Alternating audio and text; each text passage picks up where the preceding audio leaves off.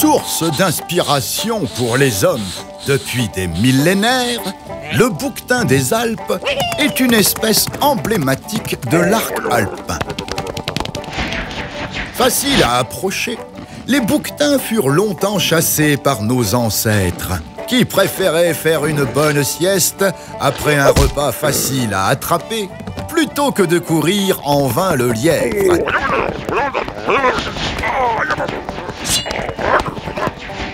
En raison d'une chasse trop intensive, l'espèce fut menacée d'extinction au XIXe siècle. Heureusement, le bien-aimé roi Charles-Félix de Savoie aimait contempler les bouquetins paître depuis son balcon royal. Il interdit donc leur chasse sur les terres royales du Grand Paradis, en Italie, et parvint à préserver quelques centaines d'individus. Ce n'est que plus tard, entre les années 1960 et 1990, que furent réalisées plusieurs opérations de réintroduction de l'espèce. Les individus purent de nouveau se reproduire en toute quiétude. Aujourd'hui, ils sont plus de 50 000 à vivre en petits groupes dispersés sur la quasi-totalité du massif alpin. L'homme ne commande à la nature qu'en lui obéissant, disait Francis Bacon. Et il avait raison.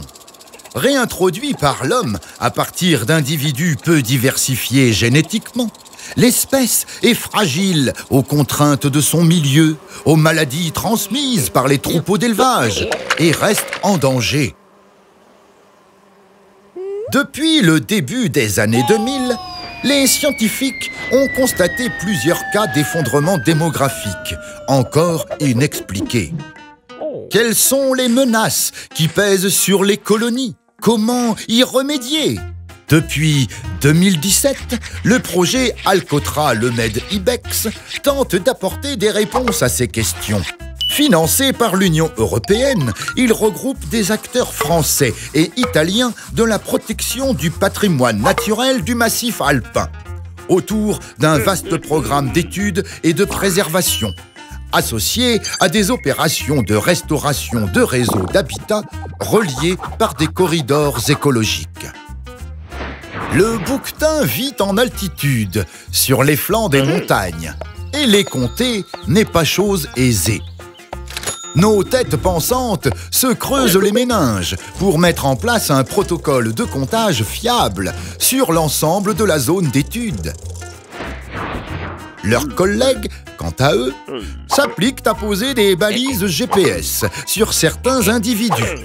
Ils espèrent ainsi mettre en évidence les corridors écologiques fréquentés par les mammifères pour déterminer des réseaux d'habitat à protéger ou à restaurer.